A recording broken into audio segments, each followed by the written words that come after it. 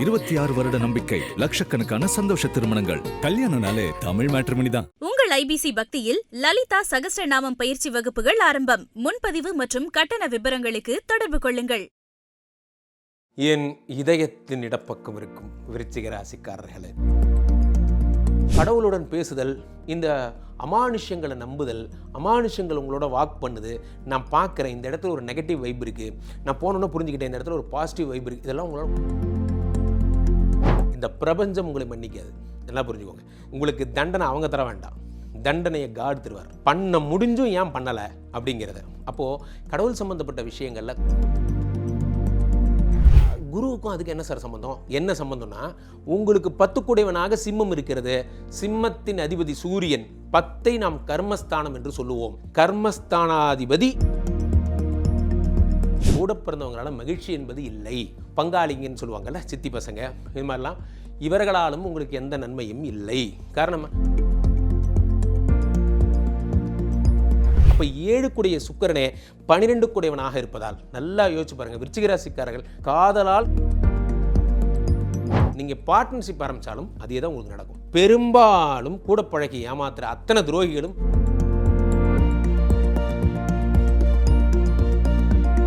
உலகெங்கிலும் இருக்கும் ஐபிசி பக்தி நேயர்கள் அனைவருக்கும் வணக்கம். நானுங்கள் ராம்ஜி. என் இதயத்தின் இடப்பக்கம் இருக்கும் விருச்சிக ராசிக்காரர்களே, இந்த உலகத்தில் எந்த மூலையில் நீங்கள் இருந்தாலும் உங்களுடைய கர்ம பலன் இதுதான் உங்களுக்கு நடக்கும் அப்படிங்கிறது இந்த பதிவோட நோக்கம். 25 வயசுக்கு முன்னாடி எப்படி, 25 வயசுக்கு அப்புறம் எப்படிங்கிறத சொல்கிறது. அதில் உங்களை உள்ளபடியே காதலிப்பவன் நான். உங்கள் மீது உயிரே வச்சிருக்கேன். காரணம் என்னென்னா, உலகில் விருச்சிக ராசிக்காரர்களுக்காக ஒரு ஸ்பெஷலிஸ்ட் இருக்காருன்னா அது நான் மட்டும்தான்.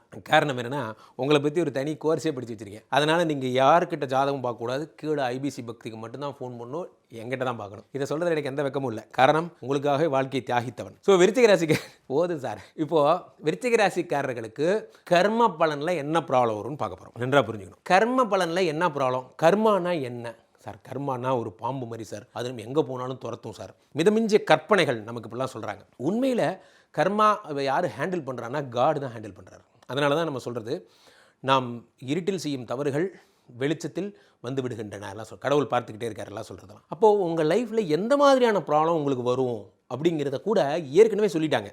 என்ன சார் சொல்கிறீங்க? ஆமாம், இது மனிதர்கள் வேறுபடும், அது உண்மைதான். ஆனால் இதை டச் பண்ணிங்க டிரான்ஸ்ஃபார்மருக்குள்ளே கை வச்ச மாதிரி, அதில் அவ்வளோதான், காப்பாற்றவே முடியாது அப்படிங்கிற விஷயம் எது அப்படின்னு சொல்கிறதா இந்த பதிவோட நோக்கம். நண்பர்களே, ஒரு விஷயம் புரிஞ்சுக்கோங்க.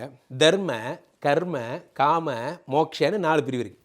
இப்போது இந்த தர்ம, கர்ம, காம, மோக்ஷனா என்ன சார்னா, 12 ராசியும் இந்த செக்டாருக்குள்ளே இந்த கேட்டகரைஸ் பண்ணிடுறாங்க. ஃபார் எக்ஸாம்பிள், மேஷம், ரிஷபம், மிதுனம், கடகம், சிம்மம், கன்னி, துலாம், விருச்சிகம், அப்படி வரிசையாக வராங்க. இப்போது இந்த விருச்சிகத்தில் இருக்க 4வது பாயிண்ட், நீங்கள் மோட்சங்கிற ஒரு கேட்டகரிக்குள்ளே வரீங்க. அப்படின்னா என்ன? நான் மோட்சம் அடைஞ்சிருவேனா? உண்மையில் அதுதான் உண்மை. ஏன்னா நீங்களோ கடகராசியோ மீனராசிக்காரர்களோ மோட்சத்தை நோக்கி செல்பவர்கள். உண்மை தான். குருவினுடைய முழு சக்தியுடைய ராசி நீங்கள். அதனால தான் குருவுடைய நட்சத்திரம் உங்கள்கிட்ட இருக்குது.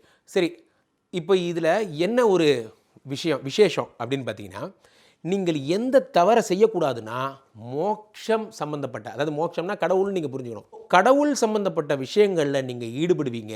அது உங்கள் கர்மா உங்களை கூட்டிகிட்டு போகும். பெரும்பாலும் விருச்சிக ராசிக்காரங்க பாருங்கள், நேற்று நைட்டு நல்ல 12 மணி இருக்கும், திடீர்னு கனவுல அம்பாள் வந்தா, இதெல்லாம் உங்களுக்கு நடக்கும். இந்த தெய்வ பிரசன்னம் உங்களுக்கு நடக்கும். காரணம் என்னென்னா, கடவுளுடன் பேசுதல், இந்த அமானுஷ்யங்களை நம்புதல், அமானுஷ்யங்கள் உங்களோட வாக் பண்ணுது, நான் பார்க்குறேன் இந்த இடத்துல ஒரு நெகட்டிவ் வைப் இருக்குது, நான் போனோன்னு புரிஞ்சுக்கிட்டேன் இந்த இடத்துல ஒரு பாசிட்டிவ் வைப் இருக்குது, இதெல்லாம் உங்களால் உணர முடியும். அது காரணம் என்னன்னா, உங்கள் ராசி அமைப்பு. அதனால தான் விருச்சிக ராசிக்காரங்க பாருங்கள், பெரும்பாலும் நாட்டை ஆள்பவராக, நான் யாரை சொல்கிறேன்னு தெரியும் உங்களுக்கு, நாட்டை ஆள்பவராக இருப்பார். அதே மாதிரி விருச்சிக ராசிக்காரர்கள் பெரும்பாலும் சிபிசிஐடி, அதாவது என்ன சொல்கிறது, உங்களுக்கு இந்த உளவுத்துறை மாதிரியான விஷயங்கள், ஒரு விஷயத்தை ஸ்மெல் பண்ணுறது, கண்டுபிடிக்கிறது, இதெல்லாம் உங்களுக்கு ரொம்ப நல்லா வரும். அதனால தான் அமானுஷமான விஷயங்களே உங்களை சுற்றி இருக்கும். ஃபார் எக்ஸாம்பிள், உங்கள் வீட்டு பக்கத்தில் ஒரு மயானம் இருக்கும். நான் ஏற்கனவே இதை பற்றிலாம் சொல்லியிருக்கேன். உங்கள் வீட்டு பக்கத்தில் ஒரு கோயில் இருக்கும், ஒரு மயானத்துக்கு போகிற வழி வரும், ஒரு கேஸ் குடோன், உரக்கடலாம் இருக்கும். இதெல்லாம் என்ன காரணம்னு பார்த்தீங்கன்னா, இந்த அமானுஷம் உங்களோட, சில பேர் வீட்டு பக்கத்தில் மார்ச்சுவரிலாம் இருந்து நான் கேள்விப்பட்டிருக்கேன். விருச்சிக ராசிக்காரங்களுக்காக தான் இதெல்லாம் நடக்கும். ஏன்னா இது உங்களை ட்ராவல் பண்ணிக்கிட்டே இருக்கும். உங்கள் குடும்பத்திலே ஒருத்தர் கூட கடவுள் அல்லது ஜோதிடம் இது சம்மந்தப்பட்ட ஒருத்தராக இருப்பார். கடவுள் சார்ந்த விஷயங்களை செய்கிறவங்களாக இருப்பார். ஒரு கண்டிஷன் என்ன அப்படின்னா, இதில் கரெக்டாக இருந்தீங்கன்னா இதில் உங்களும் பண்ண மாட்டார். கடவுள் விஷயங்களில் ஒரு பெண்டிங் வச்சுருக்கீங்கன்னா இந்த கர்மா உங்களை சும்மா விடாது. என்ன பெண்டிங்? நான் வந்து வேண்டுதல் வச்சுருந்தேன், ஒரு வெள்ளி கவசம் வாங்கி மாட்டுறதா அம்பாளுக்கு வேண்டினேன், அது நடந்து 10 வருஷம் ஆச்சு, எனக்கு காசு வந்த கூட நான் பண்ணவே இல்லை. கண்டிப்பாக இதை உடனே பண்ணிடுங்க. அப்படி பண்ணலைன்னா இது உங்களுடைய வளர்ச்சிக்கு தடையாக இருக்கும். நண்பர்களே, நிறைய பேர் புரிஞ்சிக்க வேண்டிய ஒரு விஷயம் நான் வேகமாக சொல்லிடுறேன். இந்த குலதெய்வத்துக்கு நீங்கள் கும்பிடவே இல்லை.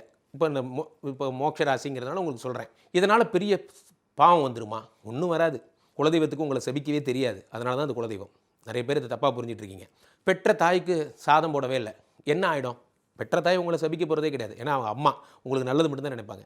ஆனால் இந்த பிரபஞ்சம் உங்களை மன்னிக்காது. நல்லா புரிஞ்சுக்கோங்க. உங்களுக்கு தண்டனை அவங்க தர வேண்டாம், தண்டனையை காட் தருவார். பண்ண முடிஞ்சும் ஏன் பண்ணலை அப்படிங்கிறத. அப்போது கடவுள் சம்மந்தப்பட்ட விஷயங்களில், குலதெய்வம் சம்மந்தப்பட்ட விஷயங்களில் பண்ண முடிஞ்சால் பண்ணி முடிச்சிருங்க. அவர்களை காக்க வைக்காதீர்கள். தெய்வத்துக்கிட்ட வச்சுக்காதீங்க. அவ்வளோதான் உங்களுடைய விஷயம். சரி, உங்களுக்கு வழங்கப்பட்ட கர்ம பலன்களை பார்த்துருவோம். பெரும்பாலும் நீங்கள் குரு அப்படி பேக்கெட்டில் போட்டு சுற்றுற ஆட்கள். காரணம் என்ன? குரு தான் உங்களுக்கு 2 கூடியவராக இருக்கிறார், 2 5 கூடியவராக இருக்கிறார், தனாதிபதி யோகாதிபதியாக இருக்கிறார். உங்களுக்கு பொதுவாகவே கடவுள் சம்மந்தப்பட்ட விஷயங்களை டச் பண்ணால் நீங்கள் ஜெயிச்சிருவீங்க. விருச்சிக ராசிக்காரர்களுடைய பெரிய பலமே ஃபினான்ஸு, MBA படித்தவங்க அல்லது நீங்கள் பேங்கிங்கில் ஒர்க் பண்ணுற எல்லாரும் விருச்சிக ராசிக்காரங்க தான். காரணம், குருன்னா ஃபினான்ஸ். குரு சம்மந்தப்பட்ட தங்க நகை வச்சுருக்கிறவங்க, தங்க வியாபாரம் பண்ணுறவங்க எல்லாம் விருச்சிக ராசிக்காரங்க தான். இவர்கள் எல்லாருமே பார்த்தீங்கன்னா பெரும்பாலும் பிஸ்னஸ் அட்மினிஸ்ட்ரேஷன், பப்ளிக் அட்மினிஸ்ட்ரேஷன் படித்தவங்களாக இருப்பீங்க. மக்களை நிர்வாகம் பண்ணுறது உங்களுக்கு ரொம்ப நல்லா வரும். குருவுக்கும் அதுக்கு என்ன சார் சம்பந்தம்? என்ன சம்பந்தம்னா, உங்களுக்கு 10 கூடையவனாக சிம்மம் இருக்கிறது. சிம்மத்தின் அதிபதி சூரியன்.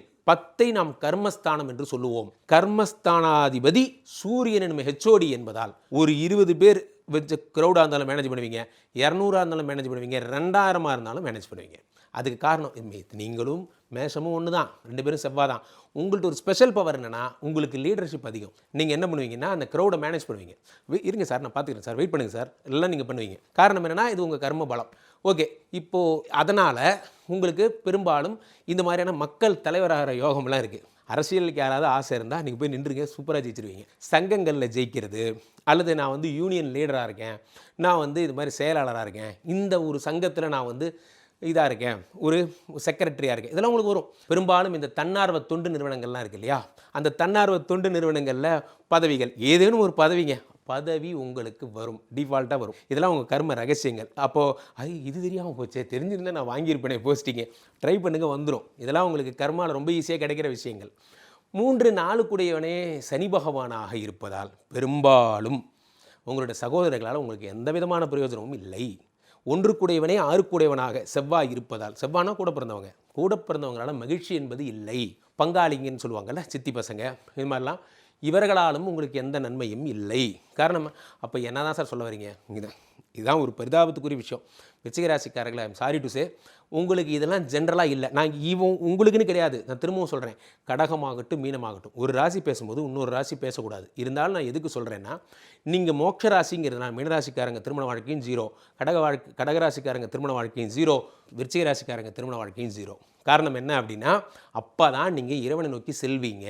இதை சம்சார பந்தம் உங்களுக்கு ஒத்து வராது. விருச்சிக ராசிக்காரர்களுக்கு என்ன சொல்லுவாங்க, இந்த இறைவனை அடையும் வழிகள் மட்டும்தான் உங்களுக்கு, இதுதான் லாஸ்ட் ஜென்மா, அவ்வளோதான். அப்படி தான் நீங்கள் புரிஞ்சுக்கணும். ஸோ அதனால தான் இந்த பெரிய பதவி உங்களுக்கு கொடுத்துருக்காரு கடவுள். அப்போ 7 கூடிய சுக்கிரனே 12 கூடையவனாக இருப்பதால், நல்லா யோசிச்சு பாருங்கள், விருச்சிக ராசிக்காரர்கள் காதலால் கஷ்டப்படுறவங்க. நான் தெரியாமல் கல்யாணம் பண்ணிட்டேன் சார், நான் பண்ண தப்பு சார், இப்படி நீங்கள் பண்ணிட்டீங்க, ஓகே, நீங்கள் வாழ்ந்து தான் ஆகணும். ஆனால் முதல் 10 வருடமோ 15 வருடமோ கணவரோட போராடுற ஒரு நிலைமை ஏற்படும். அவர்கள் வந்து உங்கள் டியூனிங்க்கு அவங்க வர்றதுக்கே, நான் பெண்களாக இருந்தால் சொல்கிறேன், ஆண்களாக இருந்தால் இன்னும் மோசம். நீங்கள் ஹேண்டில் பண்ணி உங்கள் மனைவி உங்கள் பேச்சை கேட்டு வர்றதுக்கே ரொம்ப நாள் ஆகும். பேச்சை கேட்டு வர்றது கூட அப்புறம், நீங்கள் 2 பேரும் ஒரு அண்டர்ஸ்டாண்டிங் வர்றதுக்கே 2 பேரும் பிரித்து வச்சுருவார். இந்த காலம் பிரித்து வைக்கும். அப்போது அது மட்டும் கிடையாது, நீங்கள் பார்ட்னர்ஷிப் ஆரம்பித்தாலும் அதே தான் உங்களுக்கு நடக்கும். பெரும்பாலும் கூட பழகி ஏமாத்துற அத்தனை துரோகிகளும் விருச்சிக ராசிக்காரர்களை சிந்திப்பார்கள். நீங்கள் இதெல்லாம் உங்களுக்கு ஜென்ரலாகவே நடக்கும். ஏன்னா உங்கள் மனதை அவங்க பக்குவப்படுத்துகிறாங்க. எப்படி பக்குவப்படுத்துகிறாங்க? இந்த வாழ்க்கையிலேருந்து உங்களை வெளியே கூட்டு போகிறாங்க. இந்த கர்ம ரகசியம். பெரும்பாலும் இந்த சார் சொந்தக்காரங்க இல்லைங்கிறீங்க, ஆமாம் இல்லை, உங்களுக்கு கூட பிறந்தவங்களாம் நன்மை இல்லை. அப்போது உங்களுக்கு 4 கூடையவன் அம்மா. பெரும்பாலும் பாருங்கள், கீழே கமெண்டில் போடுங்க, விருச்சிக ராசிக்காரர்களுடைய அம்மாவின் வாழ்க்கை நிம்மதிக்குரியதாக இருக்காது. ஒன்று, அவங்க அப்பா வந்து வேறு ஊரில் இருப்பார், பெருந்துயரில் அவங்க அம்மா வாடுவாங்க, அல்லது சில பேர் அப்பாவை இழந்தவங்களாக இருப்பாங்க, அல்லது அம்மா வந்து சின்ன வயசுலேயே தனியாக வந்தவங்களாக இருப்பாங்க. இப்படி அம்மா வாழ்க்கையை நினச்சி நீங்கள் கவலைப்படுவீங்க, அம்மாவுக்கு ஹெல்ப் பண்ணிகிட்டே இருப்பீங்க. என்ன லாஜிக்னா 4 கூடையவனாக இருக்கின்ற சனி பகவான் 3 கூடையனாக வேதனை தருபவராக இருக்கிறார். 4னா மாத்திருக்காரகன். வாங்க அப்படி வாங்க. நீங்கள் ஸ்திர ராசி என்பதால் 9 கூடையவனாக கடகம் என்னும் சந்திரனுடைய வீடு இருப்பதால் சந்திரன் மாத்திருக்காரகன் என்பதால் அம்மாவாலேயே வேதனைப்பட்டுகிட்டே இருப்பீங்க. இது எங்கேயோ மேட்ச் ஆகுதே பார்த்தீங்களா?